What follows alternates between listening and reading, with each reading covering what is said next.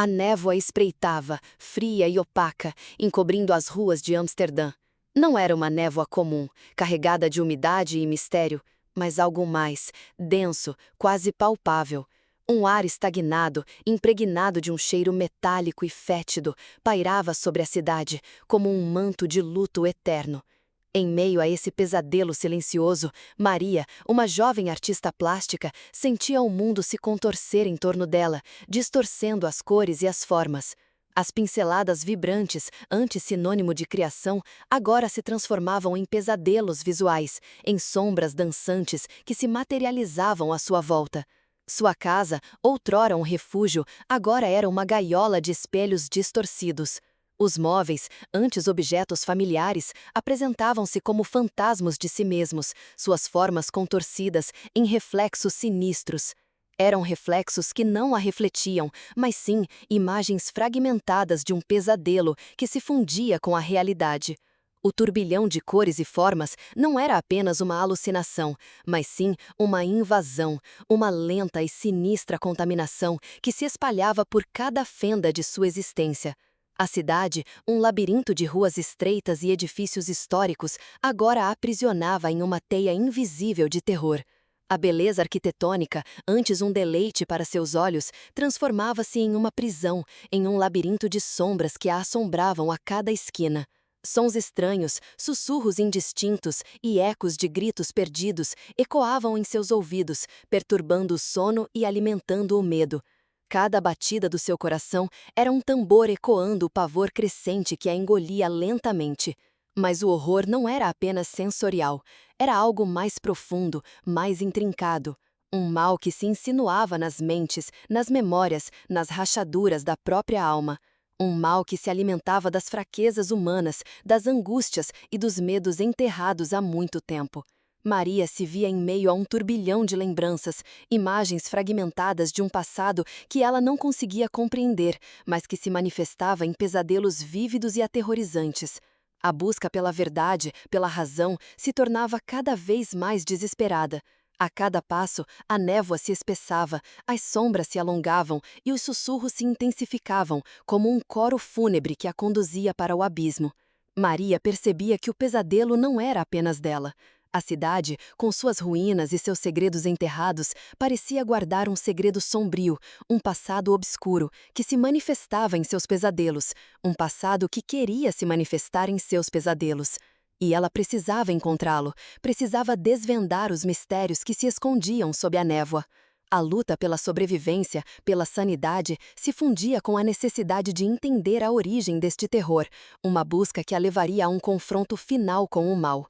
A cidade agora pulsava com uma estranha e sinistra lentidão. As sombras, antes vagabundas, assumiam contornos mais definidos, mais ameaçadores. Pareciam se alimentar da própria escuridão, crescendo e se multiplicando como fungos malignos em um terreno moribundo. Agora, considerem como isso se aplica à experiência humana, como o passado, embora aparentemente esquecido, pode se manifestar em eventos modernos. Outro aspecto crucial era a forma como os próprios habitantes se transformavam, olhos vazios e distantes, como se tivessem perdido a capacidade de ver o mundo em sua plenitude. Um espectro de apatia pairava sobre a cidade, e essa apatia se alimentava do medo, um medo paralisante que se espalhava como uma doença silenciosa, corrompendo as mentes e os corações. Essa mudança sutil, essa transformação, era o reflexo de um mal que se insinuava na sociedade, minando a resiliência e a capacidade de reação. Porém, existe uma resistência, uma resiliência latente em cada um de nós, um pequeno fio de esperança, como uma chama em meio à escuridão. Esses fios, fragmentados e isolados, em meio à apatia, formavam uma teia invisível, uma rede de resistência em meio à indiferença. Uma resistência que se manifestava em pequenos atos de coragem, em olhares que desafiam o medo. Agora, pensem em como essa resistência pode ser despertada. Será individualmente ou coletivamente? Em contraste, a arte de Maria, antes uma fonte de inspiração, agora se tornava uma ferramenta de revelação. As pinceladas, antes vibrantes, agora eram carregadas de uma melancolia que transcendia a dor. A arte, como um espelho, refletia não apenas o horror, mas também a capacidade humana de criar, mesmo em meio ao caos. Ela transformava a escuridão em algo palpável, em algo que podia ser compreendido, mesmo que não pudesse ser evitado. Ela encontrava o belo na feiura, a esperança na desesperança. Imagine uma cidade onde cada detalhe, cada rua, cada edifício carregava a marca de um passado sangrento, um passado que se manifestava em pesadelos, em sombras que se arrastavam pelas ruas, como se as vítimas se recusassem a deixar suas vidas para trás. Agora, observem os paralelos entre o horror da cidade e a própria alma humana. Há semelhanças? Esses são os segredos que a cidade guarda, os ecos de um passado que não quer ser esquecido, um passado que se alimenta do medo, que se manifesta na angústia, um passado que se esconde nas sombras, nos sussurros, nos cantos mais escuros. Isso é o que a cidade espera que Maria descubra para encontrar a cura. Mas será isso mesmo o que está acontecendo? Maria precisa descobrir a verdade. No entanto, a cidade não era apenas um palco para a tragédia, era um espelho distorcido, refletindo não só o passado, mas também a fragilidade da própria memória.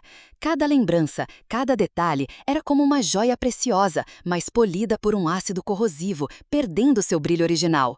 Assim como as memórias, os próprios objetos da cidade pareciam perder a sua identidade, seu significado se desfazendo como poeira no vento.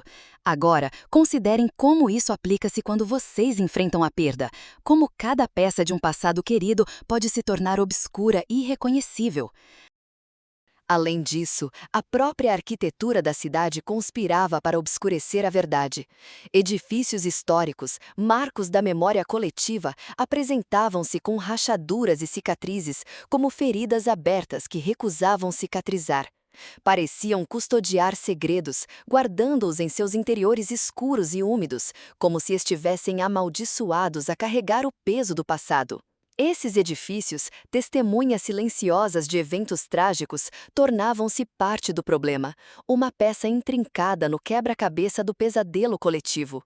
Portanto, a busca pela verdade não era uma simples investigação, mas um mergulho profundo nas profundezas da psique coletiva. Era como desvendar os mistérios de uma mente complexa, com suas contradições e seus traumas. Cada pedaço de informação era uma pista, um fragmento de um enigma antigo que precisava ser cuidadosamente analisado e reunido para formar um quadro completo. Essa tarefa, no entanto, era cada vez mais desafiadora, pois a própria cidade parecia se opor à busca pela verdade. Entretanto, a arte de Maria, em sua essência, representava uma resistência contra essa distorção da realidade. Cada pincelada era uma tentativa de capturar a beleza, de encontrar a ordem no caos. Era como um farol em meio à tempestade, um lembrete da capacidade humana de criar, de encontrar a luz mesmo nas trevas. As cores vibrantes, antes sinônimo de pesadelo, agora começavam a se tornar um instrumento de desvendamento.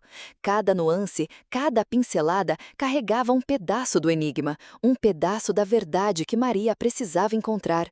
Esses detalhes, esses sintomas, nos levam a uma reflexão sobre a nossa própria vulnerabilidade. Como indivíduos, nós carregamos nosso passado, nossas cicatrizes, nossas dores. E assim como a cidade, nossa própria história pode se tornar obscura, nossos traumas podem se manifestar em formas distorcidas e assustadoras. Mas, assim como Maria, devemos encontrar a força dentro de nós para desvendar os segredos que guardamos, para confrontar nossas sombras e encontrar a luz.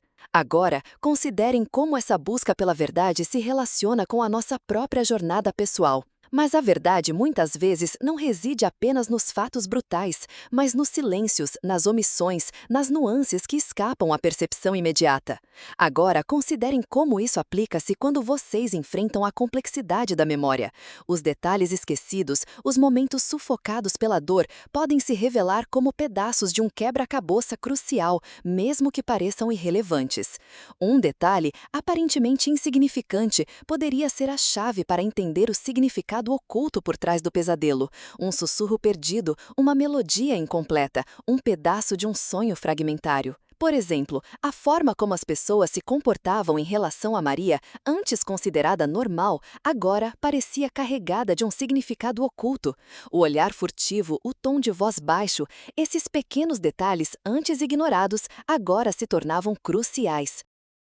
Esses comportamentos, uma vez vistos como triviais, ganhavam uma nova dimensão, revelando uma cumplicidade tácita, um pacto silencioso entre os moradores. Um pacto para manter a escuridão aprisionada, para reprimir o terror coletivo. Outro elemento perturbador eram os sonhos de Maria, que agora se apresentavam como visões proféticas, como vislumbres de um futuro sombrio. Esses sonhos, antes considerados meros produtos da imaginação, agora se tornavam premonitórios, advertências sobre o destino iminente. Cada imagem, cada símbolo carregava um significado oculto, um código que precisava ser decifrado.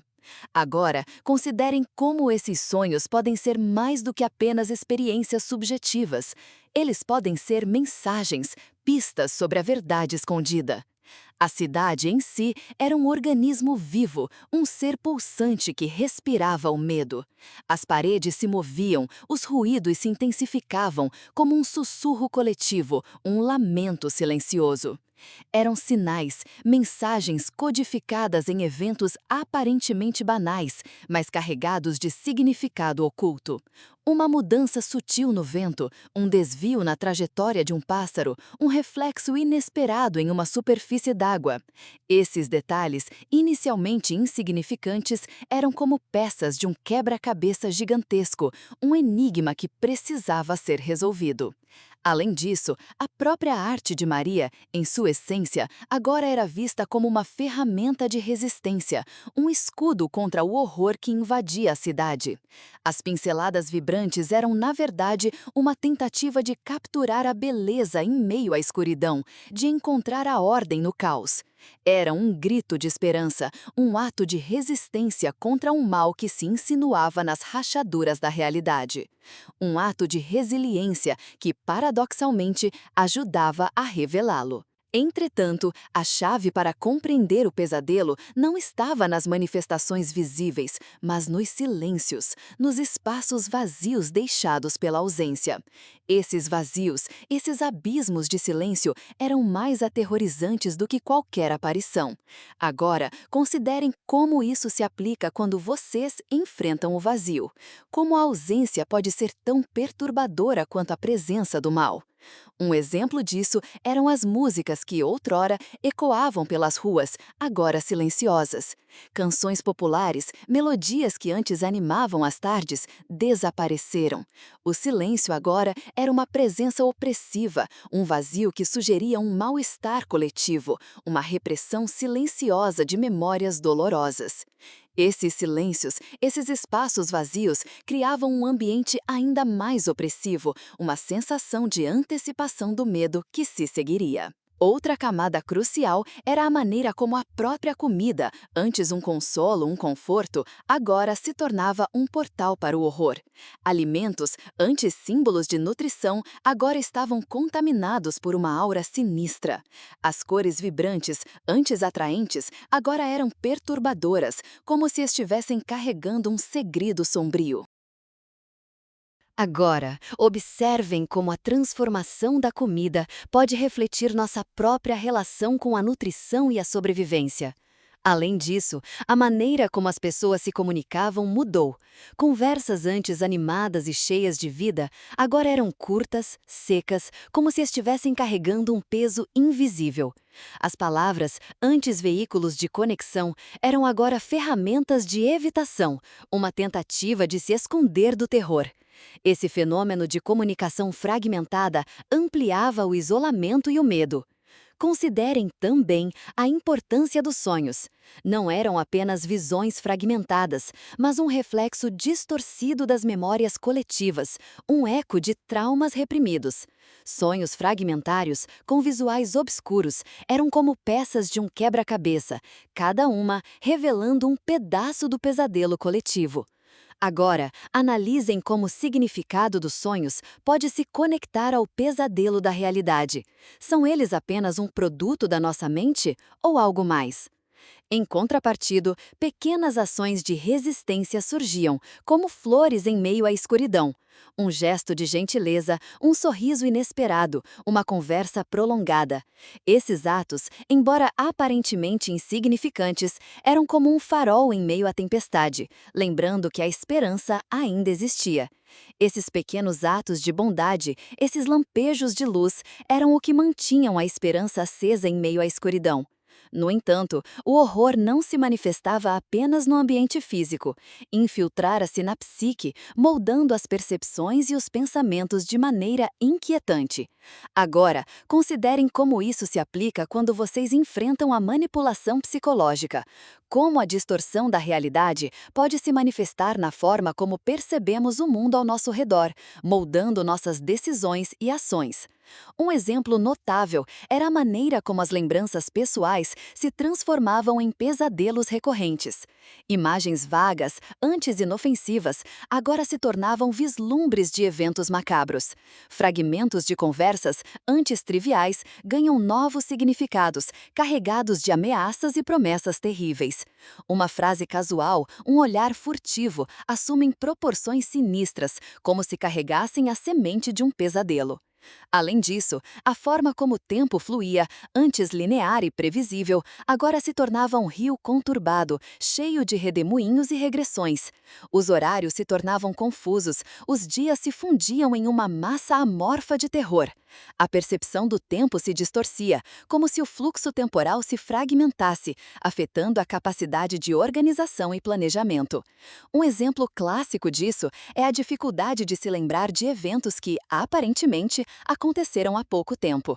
Consequentemente, as relações interpessoais se tornavam complexas e ambíguas. Uma interação casual, antes simples e comunicativa, agora carregava a sombra de um significado oculto. A confiança, antes um pilar fundamental, se transformava em uma armadilha, em um instrumento de manipulação. A cooperação, uma vez considerada essencial, se tornava um risco, uma faca de dois gumes potencialmente perigosa. Outro aspecto intrigante era o surgimento de profecias e presságios. Eventos aparentemente aleatórios ganhavam novos significados, como se carregassem um destino trágico. Previsões, antes consideradas triviais, se tornavam profecias autodestrutivas, impulsionando o medo e amplificando a sensação de inevitabilidade. Um presságio, antes um detalhe irrelevante, transforma-se em uma sentença, em uma profecia que se autocumpre. Finalmente, a própria identidade de Maria se tornava uma questão, uma incógnita a ser desvendada. As dúvidas, antes consideradas insignificantes, agora se transformavam em uma tempestade interna, questionando seus valores, suas convicções, sua própria sanidade. Agora, considerem como essa fragmentação da identidade pode afetar a capacidade de tomar decisões, de lidar com o medo e, principalmente, de sobreviver. No entanto, a distorção da realidade se manifestava de maneiras mais sutis, mais insidiosas. Observações banais, como o canto de um pássaro ou o murmúrio de uma brisa, adquiriam uma ressonância sinistra, carregada de um significado oculto. Agora, considerem como isso se aplica quando vocês enfrentam a ambiguidade, como detalhes aparentemente insignificantes podem carregar um peso emocional e psicológico profundo, e como esse peso pode influenciar a forma como percebemos o mundo ao nosso redor. Por exemplo, o aroma de café da manhã, que antes era reconfortante, agora era carregado de uma melancolia opressiva. A familiaridade se transformava em algo estranho, perturbador, como se o próprio ambiente estivesse conspirando contra a sanidade. Assim como um prato delicioso que, após repetidas vezes, torna-se enfadonho e, consequentemente, desagradável. Além disso, as cores, antes vibrantemente expressivas, agora pareciam ter perdido sua substância, suas tonalidades fluindo e se fundindo em uma massa homogênea de cinza. As formas geométricas, antes precisas, agora se contorciam em arabescos sinistros, como se estivessem dançando sob a influência de uma força invisível. A própria beleza se tornava um instrumento de terror. Considerem a importância dos rituais cotidianos. O ato de escovar os dentes, antes uma tarefa mecânica e sem significado, agora se tornava um exercício de resistência, uma luta contra a escuridão que se insinuava na mente. Cada gesto, cada movimento carregava o peso da realidade distorcida, e a resistência em meio a esse caos se tornava um ato de coragem. A repetição, uma vez previsível, ganhava uma aura de imprevisibilidade. Outro aspecto crucial era o modo como a arquitetura da cidade, que antes era um símbolo de grandeza, agora se transformava em uma prisão.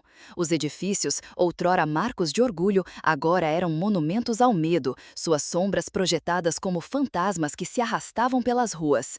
A beleza se tornava uma armadilha, uma camuflagem para o horror. A arquitetura, antes um símbolo de identidade, se tornava um símbolo de opressão. Em contraste, a própria natureza parecia se rebelar contra a escuridão, com flores que floresciam em meio ao desespero e pássaros que cantavam melodias em meio à noite. Esses sinais de esperança, apesar de discretos, eram cruciais. Esses pequenos atos de resiliência, mesmo em meio ao caos, eram como pequenas faíscas que poderiam incendiar a esperança. A natureza, em sua resiliência, se tornava um símbolo de resistência. Contudo, a distorção da realidade não se limitava aos sentidos, penetrava nas esferas mais íntimas da experiência humana. Agora, considerem como isso se aplica quando enfrentam a fragilidade da memória. A mente, um palácio intrincado, se torna um labirinto de corredores obscuros e galerias sem saída, onde a verdade se esvai em meio a ecos e sombras. Por exemplo, as conversas, antes fluídas e coesas, agora se fragmentaram em monólogos incoerentes. As pessoas falavam, mas suas palavras não se conectavam, como peças de um quebra-cabeça desfeito.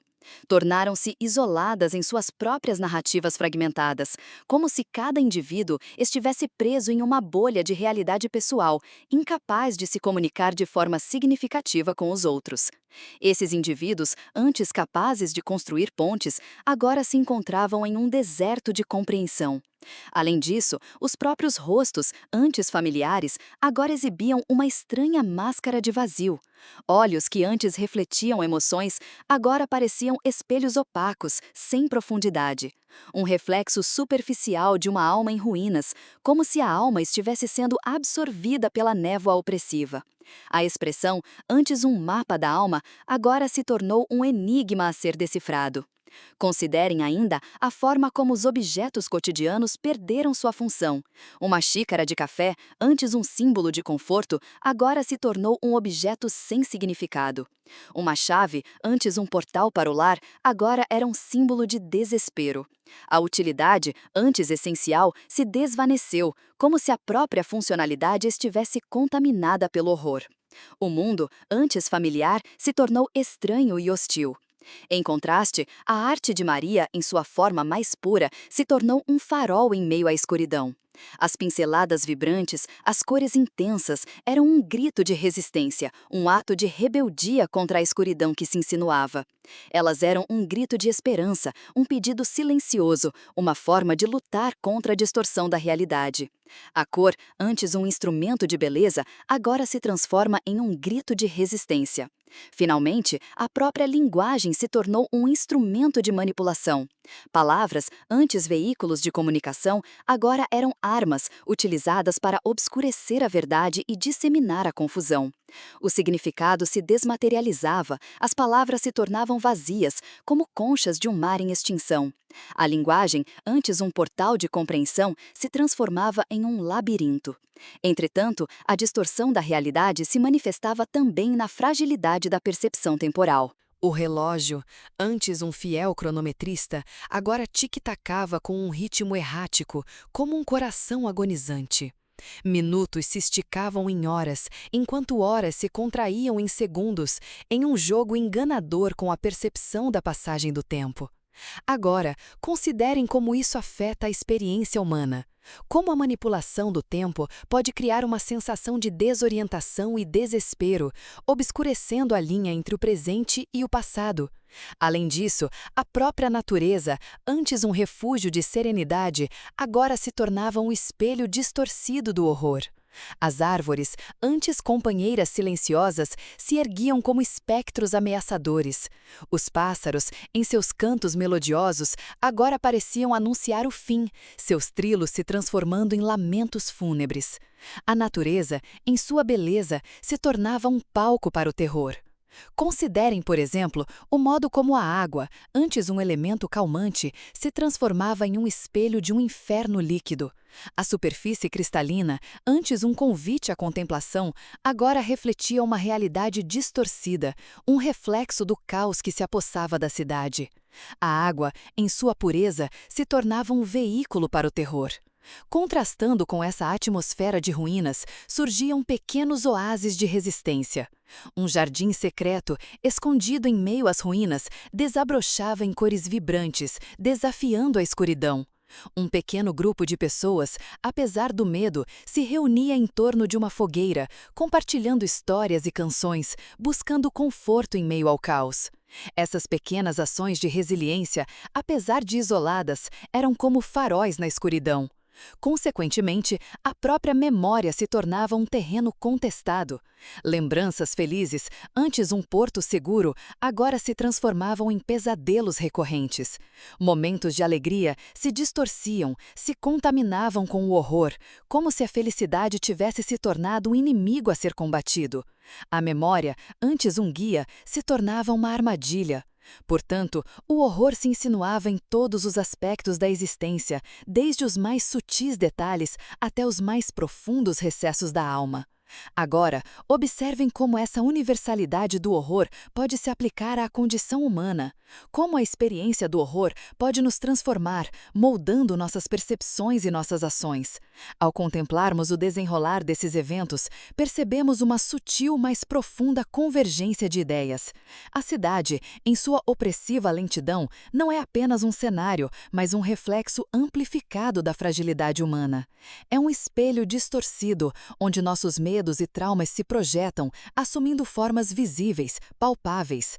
Como um caleidoscópio, cada fragmento da realidade, por mais insignificante que pareça, contribui para um quadro mais amplo, mais perturbadora e mais aterrorizante. Refletindo sobre essa jornada até aqui, somos confrontados com a complexidade da nossa própria existência.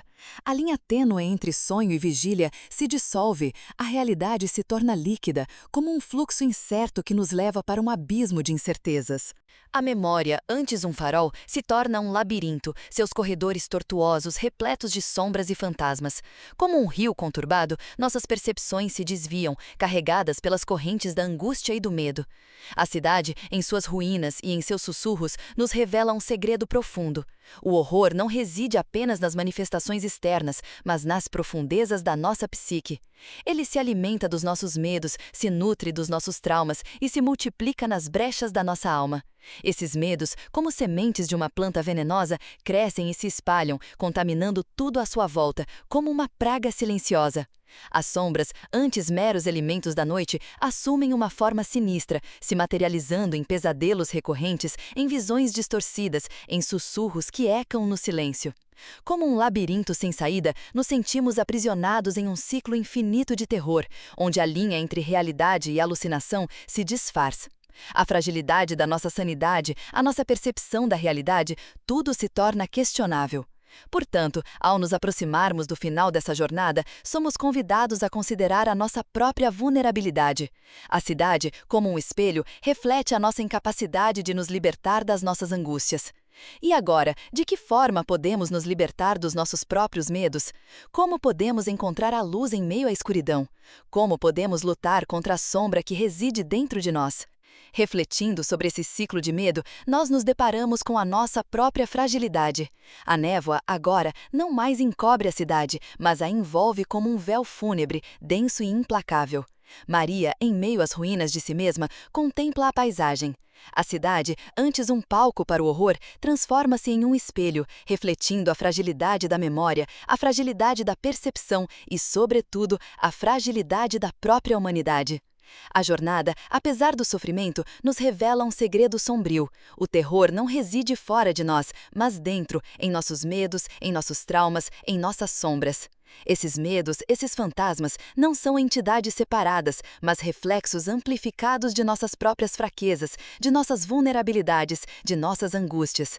Eles se manifestam como sombras que dançam em nossos sonhos, como sussurros que ecam em nossos ouvidos, como ecos de um passado que não conseguimos deixar para trás. A cidade, nesse contexto, é um palco amplificado, onde esses medos se materializam, onde as nossas fraquezas se tornam visíveis, reais. A jornada de Maria, portanto, não é apenas uma fuga do horror, mas um mergulho profundo em si mesma. É uma busca pela cura, pela redenção, pela compreensão daquilo que nos assombra. A arte, a expressão, o ato de criar se revelam como ferramentas essenciais, como antídotos contra o medo, como pontes para a cura.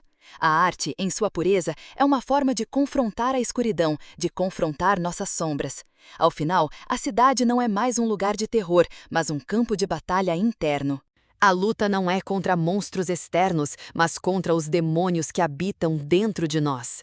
A libertação não se encontra em um destino externo, mas em um caminho introspectivo, em um mergulho nas profundezas da nossa própria alma. A verdadeira cura, a verdadeira libertação, reside na aceitação das nossas fraquezas, na compreensão dos nossos traumas e na busca pela redenção. O que Maria descobriu, em meio ao caos, é que a cidade não está em ruínas.